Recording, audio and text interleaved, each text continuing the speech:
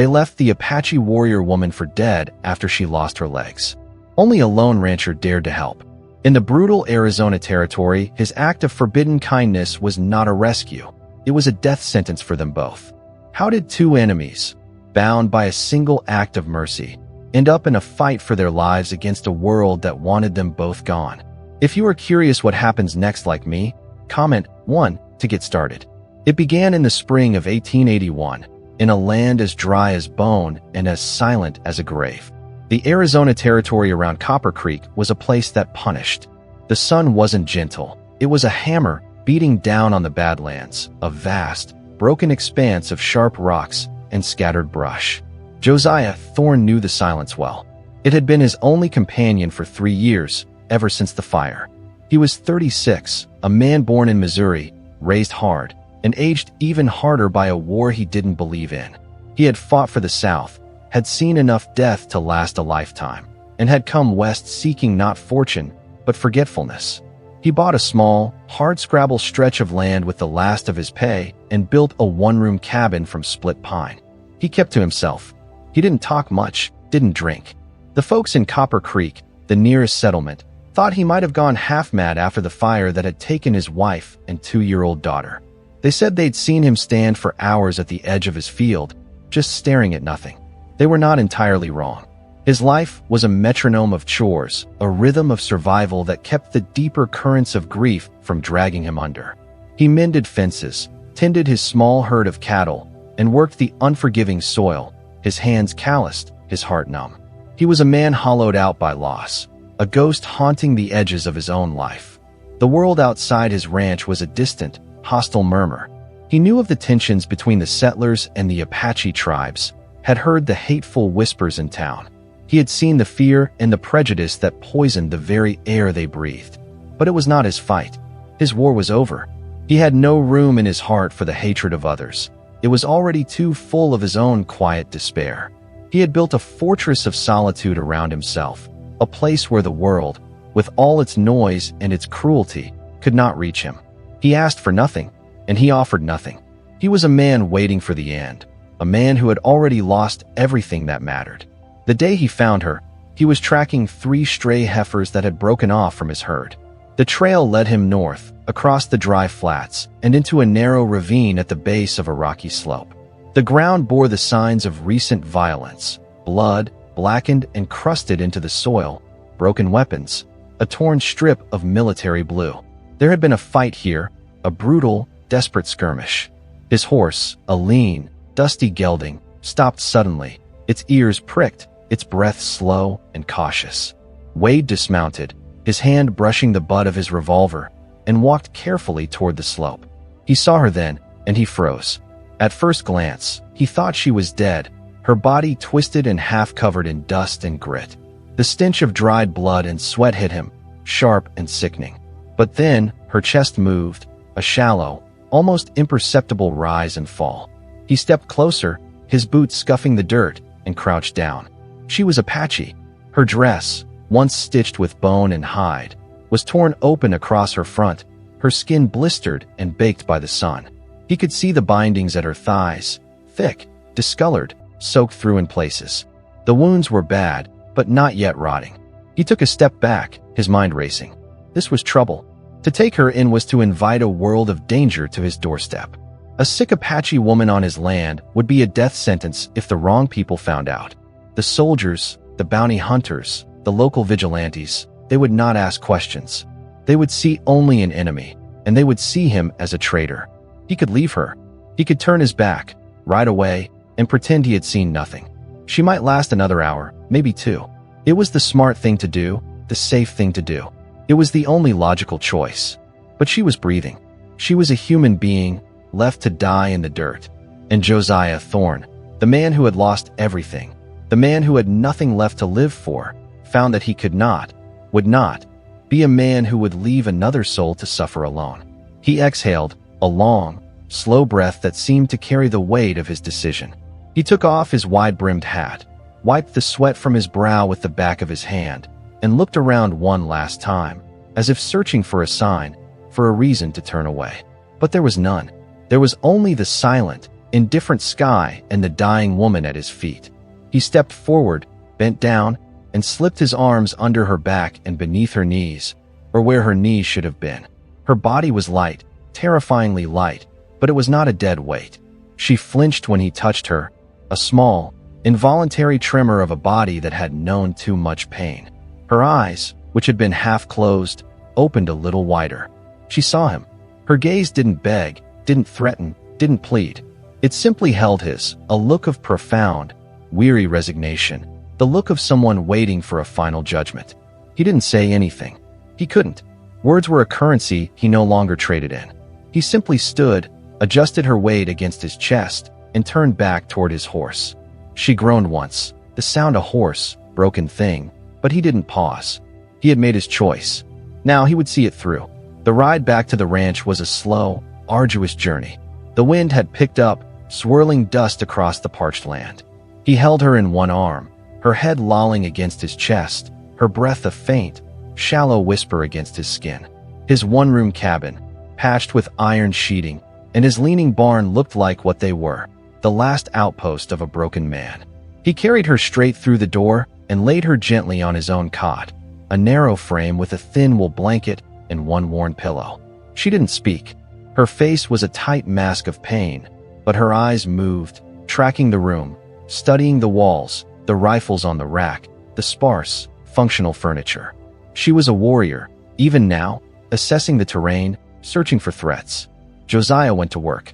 He fetched clean water from the barrel, set a cloth to boil, and with a sawed-off stool as a makeshift stand, he began the grim task of tending to her wounds. He had to lift her dress, and he did so carefully, his gaze averted, his touch as respectful as the circumstances would allow. Her body tensed, but she didn't stop him. The stumps were angry, red, swollen, the edges of the wounds split and raw. He cleaned them with water and a poultice of pine sap, his hands, though calloused and rough from years of ranch work, moving with a slow, precise gentleness. He rewrapped them in clean strips of cloth he tore from an old bedsheet. She didn't cry once.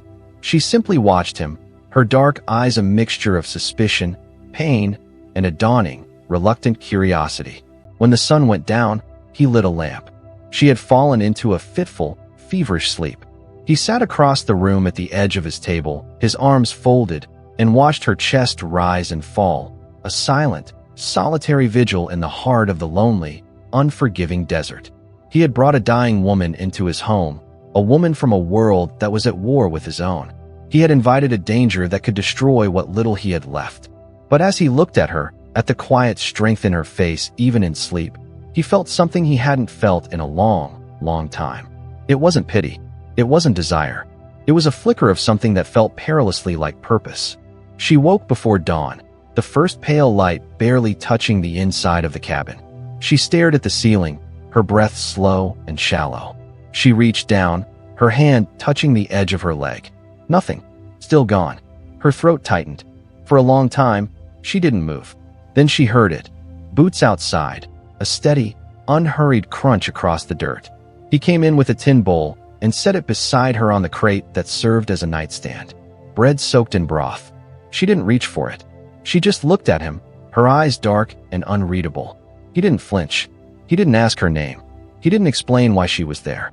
He just nodded once, then turned and walked back outside. It was then that she spoke, her voice a dry, cracking rasp. "Silent man." He paused at the door, his back to her, and then walked out. They didn't know it yet, but in that small, silent exchange, a new and dangerous world had been born, a world where two broken souls, two enemies, had found a common ground in the shared language of survival and a quiet, unspoken compassion. Has a small decision ever suddenly changed your whole life? If possible, tell your story in the comment section. If you believe Josiah made the right and brave choice, leave a heart to spread the belief in kindness. The wind came up strong that morning, shaking the shutters on the cabin and stirring dust across the porch. Inside, the light shifted across the wooden floor as the sun rose higher. Tala hadn't touched the food. The tin bowl sat cold by the time Josiah returned near mid-morning, his arms full of chopped kindling. His boots made a low thud across the floorboards, but she didn't flinch this time. She was sitting up against the wall now, propped awkwardly with her arms, the blanket he had given her covering what remained of her legs. Her eyes, sharp and clearer than the night before, tracked him the entire way, but she didn't speak. He didn't either. He set the kindling beside the stove, lit the fire, and moved to the water barrel without a word. As he passed her, he noticed her fingers twitch. She was trying to shift herself upright, her arms slipping a little. She winced, a sharp intake of breath, her hand grabbing at her side. He paused, then crouched beside her. "You'll rip your stitches," he said, his voice low and rough from disuse. It was the first full sentence he had said since finding her. She stared at him, her lips parted, a flicker of surprise in her dark eyes. He held her gaze for a second longer, then reached an arm behind her back and helped her sit straighter. He could feel the heat radiating from her skin, the subtle tremor in her muscles. She was strong, or trying to be. He saw it now, clearer in the daylight, the cold fury that burned beneath the surface of her pain. It was not a fury directed at him, but at everything, at the world that had broken her. He pulled over an old, three-legged chair he had made years ago. "Try this," he muttered. She didn't move. He pointed again, his gesture firm. "You slide forward. Arms here. Hold steady." She didn't answer, but she moved, her body a testament to a will that would not be broken. She gritted her teeth, her breath coming in ragged gasps, as she eased her weight from the cot to the chair. He held her upper back, steadying her without pressing, and when she was finally in place, he let go. She sat for a minute, adjusting her balance, her palms resting on the edge of her thighs, or where they used to be. Her eyes swept the cabin, taking in the details, the rifle by the door, the pair of worn boots, the long crack that ran through the wall above the stove. The place was quiet, worn, lived in. "You live here alone?" she asked, her voice low and raw, but firming. He nodded. She studied him, her gaze lingering on the thin white scar that ran from his jaw to just under his left ear, the slight drag in his right leg when he walked. She looked down at her own legs, and a bitter, unspoken understanding passed between them. "You could have left me," she said. "I didn't," he replied simply. A silence hung between them, not hostile, but heavy, like dust settling after a storm. He went to the table, scooped some stew from a pot, and brought it to her in a fresh tin bowl. This time, she took it, her fingers shaking as she ate. He didn't stare, didn't sit close.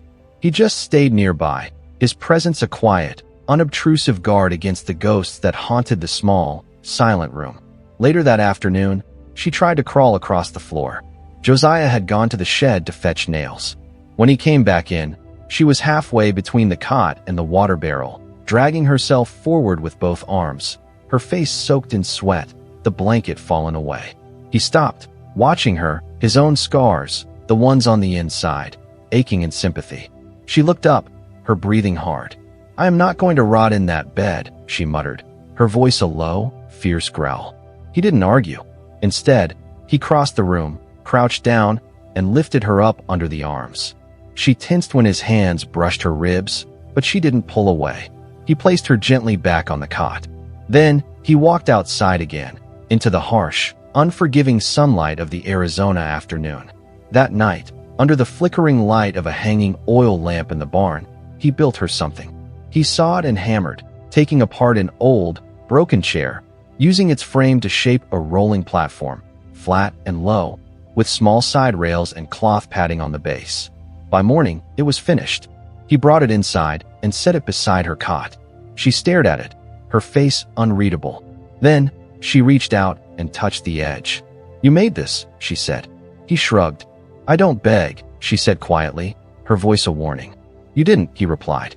And in that moment, in the quiet, dusty cabin, two broken souls, two enemies, found a common language, a language of shared scars, of a fierce, unbending will to survive, and of a strange, unexpected, and profoundly dangerous kindness. That day, they found a rhythm. He would lift her from the cot to the rolling seat he had made, his hands steady on her waist, and she would pull herself forward, her arms growing stronger with each passing hour. She cursed under her breath more than once, her pride warring with her body's limitations, but she did not give up.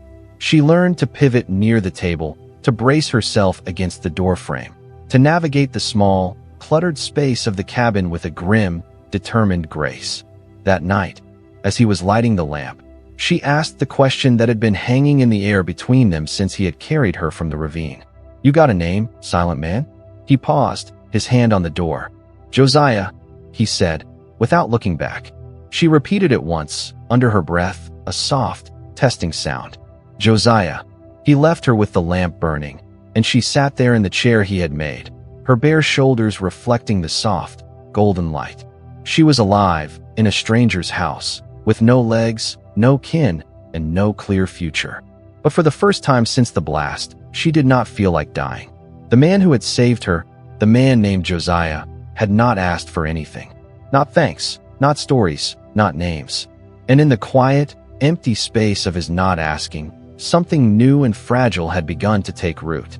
The days that followed settled into a routine that was slow, hard, and quiet. Josiah rose before sunup, his limp a steady, rhythmic counterpoint to the silence of the morning. He tended his horses, split his wood, hauled his water. He worked alone. He always had. Inside, Tala taught herself how to move again. The rolling platform scraped lightly over the wooden floor as she dragged herself from the cot to the stove, from the stove to the table. Her palms, once soft, developed blisters, then calluses. She ignored them. One evening, after a dinner eaten in their usual silence, she asked her first real question. "You fought?" His hands, which had been whittling a piece of cedar near the fireplace, stilled. "Yeah," he said finally. "Confederate. Missouri Battalion." She looked at him, long and hard. "And now you help me." He didn't look up. War is done. But it wasn't, not really. She sat quiet that night, staring into the flames, wondering how a man who had once fought people like her could kneel beside her cot and clean her wounds without flinching. She thought maybe he had lost someone. Maybe that's what changed a man. She didn't ask. Not yet. 2 days later, the fever came. It started with a sweat, then the shivering. By nightfall, her lips were dry, her skin hot to the touch.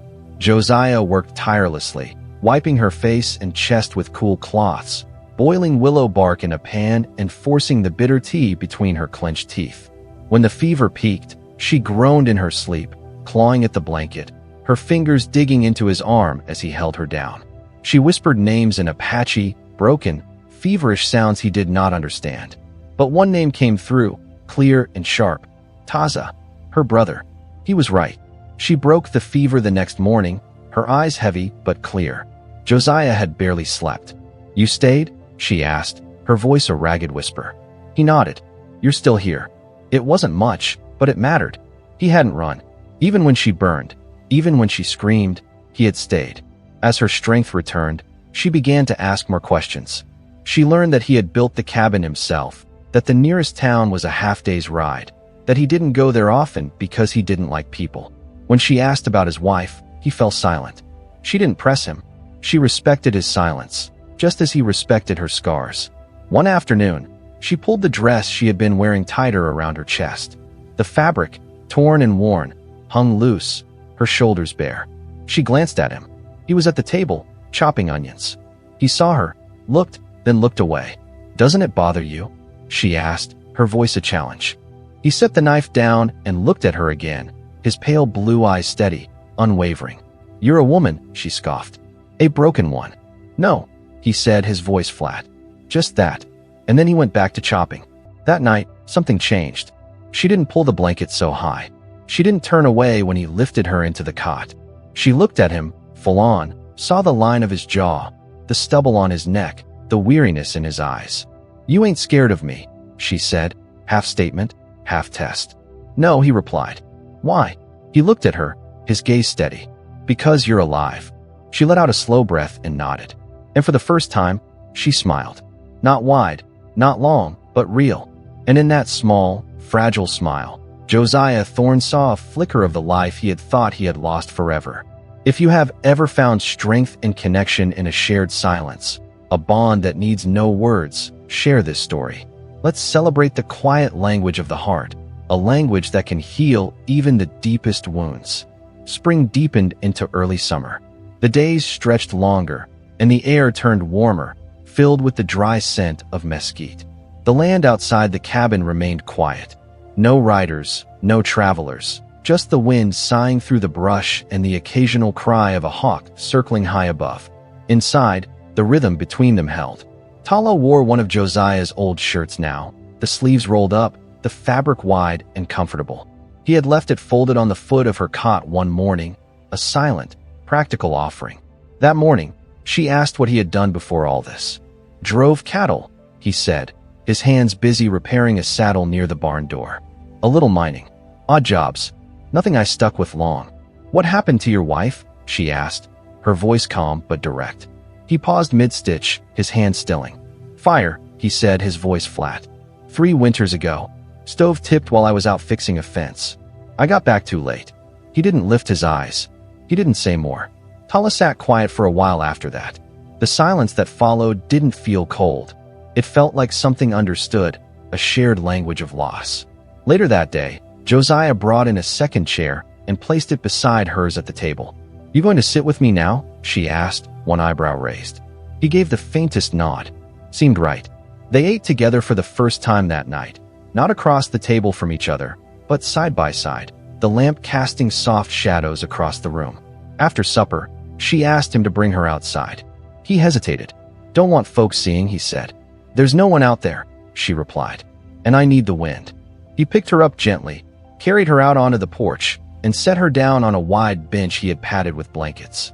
The sky above was streaked with the fiery oranges and purples of the setting sun. She closed her eyes, breathing in the cool evening air. She shifted after a while, her shoulder brushing his arm. It was not accidental. "You ever touch a woman like this?" she asked, her voice a low, quiet murmur. He didn't move. "Like what?" "Not out of duty. Not out of pity. Just touch." He turned his head slowly, his eyes searching hers in the fading light. She didn't flinch. Her shirt hung open slightly at the collar, her collarbones bare, the line of her chest soft and steady. "I'm not broken," she said, her voice a fierce whisper. "Don't look at me like I'm a ghost." "I don't," he answered, his voice rough. Her hand slid across the bench and found his. She placed his palm low against her hip, against the curve of what remained of her thigh, the flesh warm, scarred, but smooth. His fingers twitched, but he didn't pull away. "I can't feel it like before," she said. "But I still want it." His breath deepened. She leaned toward him slowly, her lips brushing his cheek, then lower, until her mouth found his. She kissed him, not with desperation, not with speed, but with a slow, deliberate tenderness, a kiss that spoke of a deep, abiding need for connection. He kissed her back. When they broke apart, she looked at him, her expression calm, unafraid. "You sure?" he asked, his voice a ragged whisper. "I know what I want," she said. He lifted her again, his arms strong and sure beneath her, and brought her inside. He laid her gently on the cot, his hands steady. She unfastened her belt and let the shirt fall open. Her body was thin, curved, bruised in places, but her eyes, dark and luminous in the firelight, stayed locked on his. He undressed without shame, his own body a map of scars, a testament to a life of hardship and survival. She reached out and touched the old bullet scar on his hip. "You ain't the only one with ghosts," she said. That night, they lay together, a slow, deliberate coming together not of need, but of understanding. She pressed her mouth to his chest. He kissed the scar on her thigh. When he moved over her, it was not with hunger, but with a careful, tender reverence. And when they were finished, he did not move away. He stayed, holding her, his body a warm, solid anchor in the darkness. "You could have left me," she whispered again, the words a soft, recurring refrain. He closed his eyes. "But I didn't." In the dark, they held each other, two survivors who had found in each other's arms a sanctuary from the ghosts of their pasts. This was their point of no return, a quiet, unspoken vow made not with words, but with the simple, profound language of touch. Josiah woke first. He always did. The light had not yet touched the edges of the cabin, but the faint sound of the wind pressing against the window told him morning wasn't far. Tala lay against his chest, her hand curled loosely near his ribs, her breath even and slow. He didn't move for a while, just watched the ceiling and listened to the quiet. When he finally shifted, it was with a careful, deliberate slowness, easing out from beneath her, pulling the blanket up to her bare shoulders. She didn't stir. Inside, Tala stirred an hour later. She pulled the blanket up over her chest, her eyes scanning the room. It felt different. Not just warmer, but steadier. She slid into her rolling seat, braced against the edge of the table, and started boiling water. When Josiah came back in, the place smelled of coffee and warm cloth. He nodded once. She didn't say anything at first, just handed him a cup. "Why didn't you shoot me?" she asked suddenly, her eyes unwavering. "When you found me," she clarified. "Lying there. I was Apache, bleeding, half dead. You fought men like me." "I didn't fight women," he said. "That ain't an answer." He took a breath, his gaze drifting toward the window. "I saw a person," he said. "Hurt. Left behind." "I've been left behind, too," she said. And in that simple, quiet statement, a new and deeper understanding passed between them. That afternoon, Josiah began building a ramp down the back porch. He hammered thick boards into place, his movements sure and steady. By sundown, it was finished.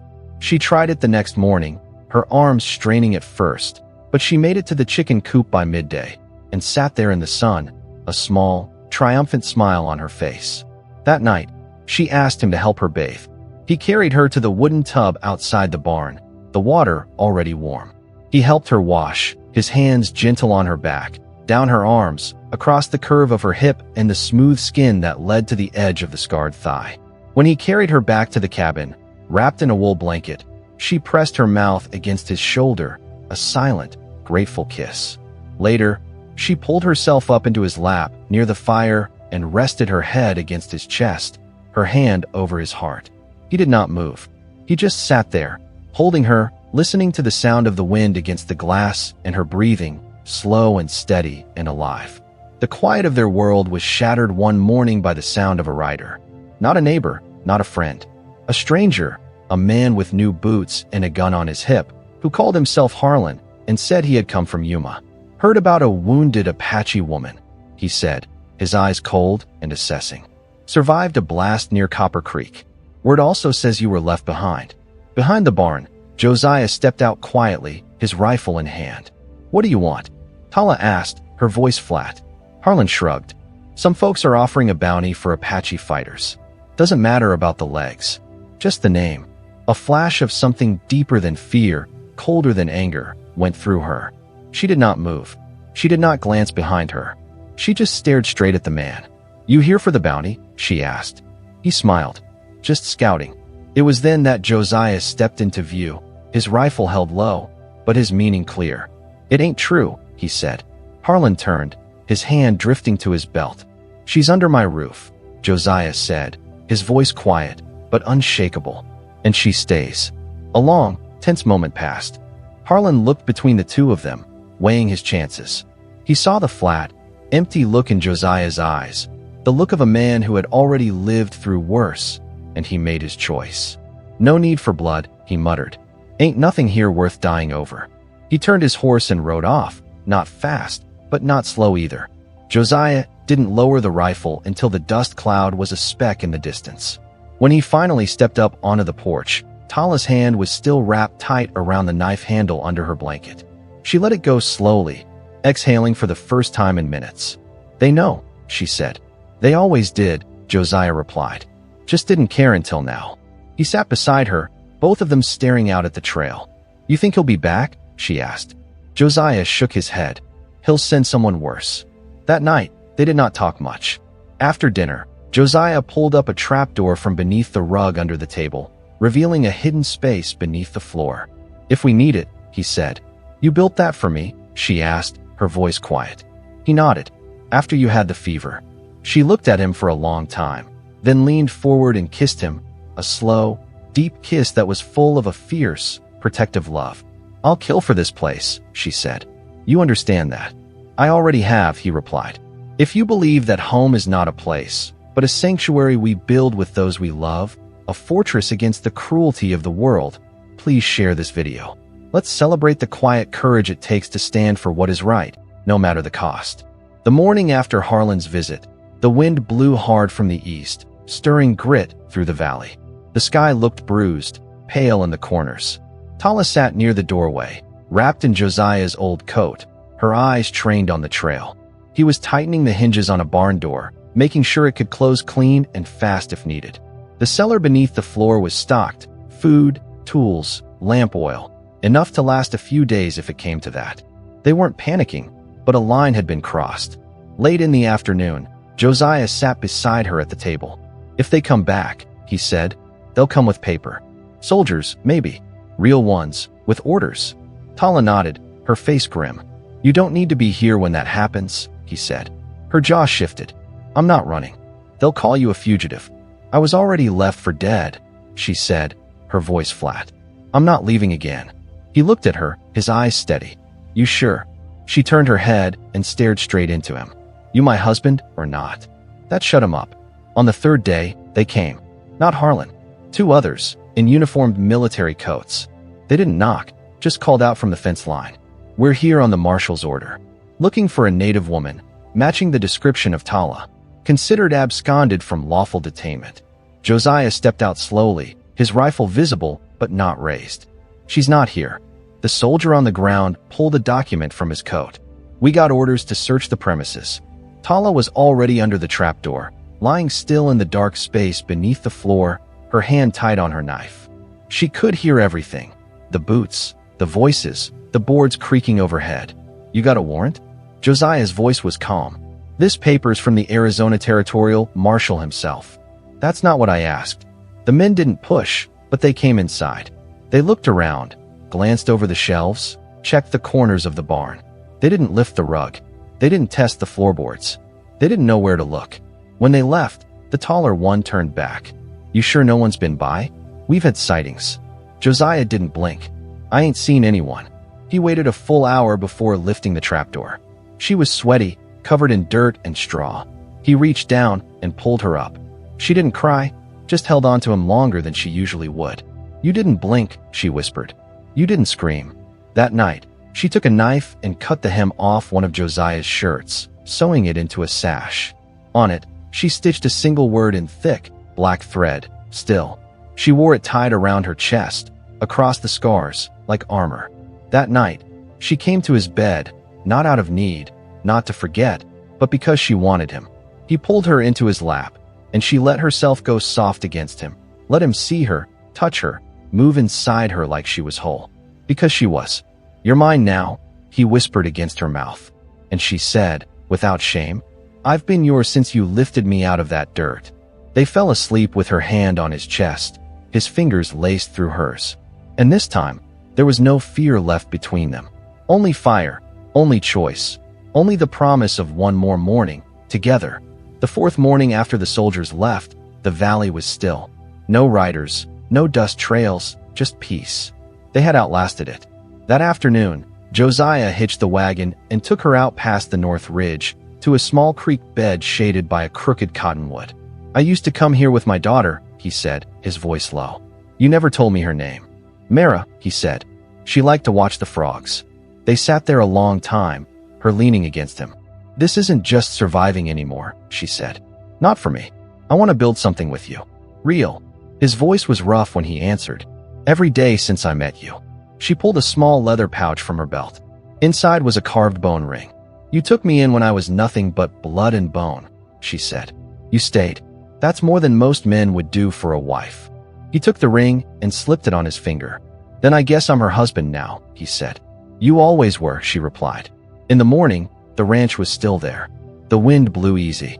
And for the first time in either of their lives, they woke up knowing they weren't alone and never would be again. What does it mean to be a family? Is it blood, or law, or a name spoken before a preacher? Or is it something quieter, something stronger?